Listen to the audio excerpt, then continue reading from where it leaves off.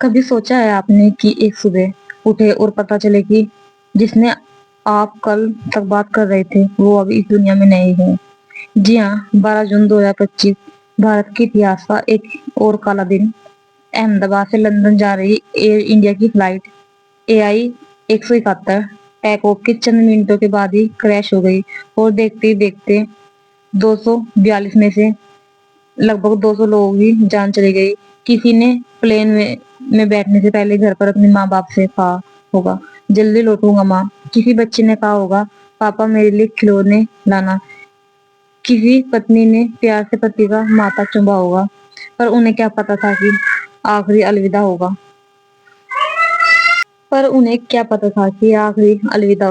اب نہ وہ لوٹیں گے، نہ آواز آئے گی، بس رہ جائے گی ایک خاموشی، ایک تڑپ، ایک سوال: کیوں اس حادثے نے ایک بچہ اناتھ کیا، ایک ماں کی گود سونی کر دی، ایک بہن کی راکھی ادھوری چھوڑ دی؟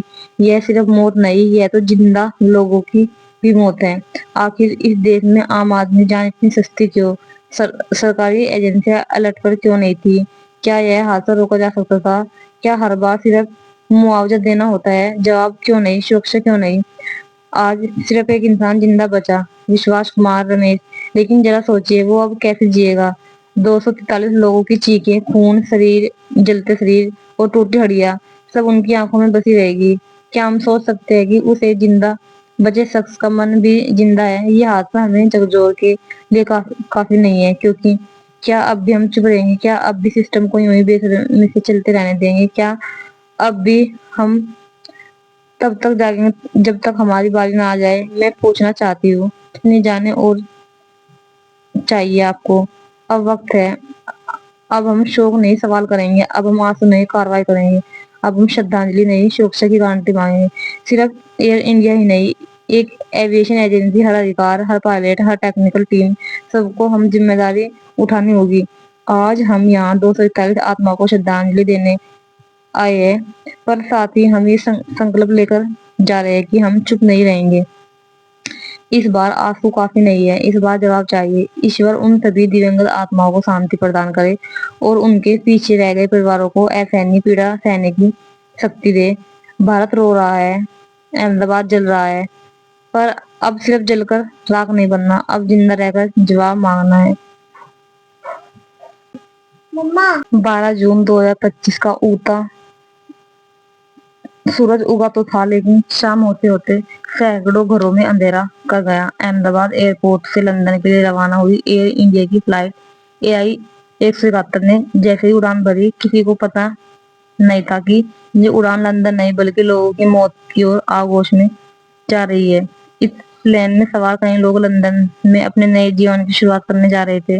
کسی کو لندن میں جاب لگی تھی اور کوئی اپنی بیٹی کی شادی میں شامل ہونے جا رہا تھا، کوئی لندن یونیورسٹی میں داخلہ لینے کے لیے نکلا تھا، اور کسی نے بس اپنے پریوار سے ملنے کے لیے یہ ٹکٹ لی تھی۔ لندن، وہ شہر جسے سپنوں کا شہر کہا جاتا ہے، آج وہی تک کوئی نہیں پہنچ پایا۔ اس کے پریوار ہیتھرو ایئرپورٹ پر انتظار کر رہے تھے۔ ہیتھرو ایئرپورٹ، جو کہ لندن میں جا کے رکتا ہے، ٹیک اوور کرتا ہے، وہ ہیتھرو ایئرپورٹ ہے۔ وہاں پہ پھولوں کے گلدستہ لے کر کھڑے تھے بچے، پاپا آ گئے کہتے ہوئے دوڑنے کی تیاری میں تھے۔ مائیں ہاتھ میں آرتی کی تھالی لے کر اسکرین کی اور دیکھ رہی تھی، پر کیا پتا تھا کہ جو اڑان وہاں پہنچنے تھی اس کا اب نیوز چینلوں کی بریکنگ نیوز بن جائے گا۔ لندن نے بھی اپنے بیٹے کھوئے ہیں، بھارت نے بھی اپنے پریوار۔ یہ صرف ایک دیش کی تراژدی نہیں ہے، یہ 2-3 دیشوں کی تراژدی ہے۔ یہ رشتوں کی سسکتی ہوئی داستان ہے۔ برٹین کے 53 ناگرک بھی اسی حادثے میں مارے گئے اور 7 پرتگال، 1 کینیڈین اور باقی بھارتی۔ یہ ایک ویشوک مانوتا کی ہار ہے، نہ کہ صرف تکنیکی کی وفلتا۔ ہم سوچتے ہیں کہ ہوائی جہاز ہمیں دوریوں کو پار کروا دیتا ہے، پر اس بار یہ ومان ان فاصلوں کو اور بڑھا گیا جو کبھی اب مٹ نہیں پائیں گے۔ لندن اور احمد آباد دونوں شہروں میں ماتم ہے، دونوں دیشوں کے دلوں میں ٹھیس ہے، اور اب سب کے من میں ایک ہی سوال ہے: اگر سرکشا ہوتی تو شاید سب کچھ بچ جاتا۔ آئیے ایک وعدہ کریں، ہم ان معصوموں کی موت کو صرف آنکڑوں میں گننے دیں گے۔ ہم سرکار، ایجنسیوں اور ایئر لائنز سے جواب مانگیں گے۔ ہم تب تک چپ نہیں بیٹھیں گے جب تک ایسی گھٹنائیں روکنے کے لیے कड़े कदम न उठाए जाए। आज हम उन सभी यात्रियों को श्रद्धांजलि अर्पित करते हैं जिनका गुनाह सिर्फ इतना था कि वो अपने सपनों को लेकर लंदन जा रहे थे। ईश्वर उन्हें शांति दे और उनके अधूरे सपनों को हमारी आवाज मिले। हमेशा याद रखिए, जब तक हम जागेंगे नहीं तब तक सिस्टम सुधरेगा नहीं। जय हिंद, ओम शांति। फ्रेंड्स, जब मैंने ये न्यूज देखी तो मेरा मन इतना दुखी हो गया, मैं आप लोगों को क्या ही बता दूं।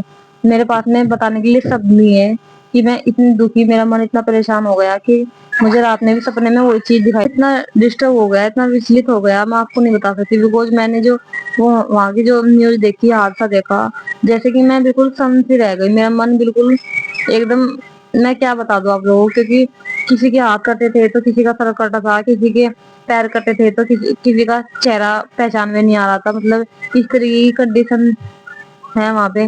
और सोचो जरा, जिनके परिवार से वो आदमी गए हैं उनके ऊपर क्या बीत रही होगी।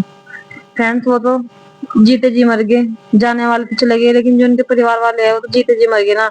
बस सबसे दुखद और सबसे शोकनीय बात तो ये होती है कि इंसान मरना तो सत्य है, लेकिन जो मौत हो ना, बस वो दर्दनाक नहीं हो। अगर मौत आराम से आ जाए तो फिर इतना दुख नहीं होता। अगर मौत हमें दर्द दे के जा रही है, हमारे अपनों को खुद ज्यादा दर्द दे के जा रही है, तो फिर उस सदमे को बर्दाश्त नहीं किया जा सकता।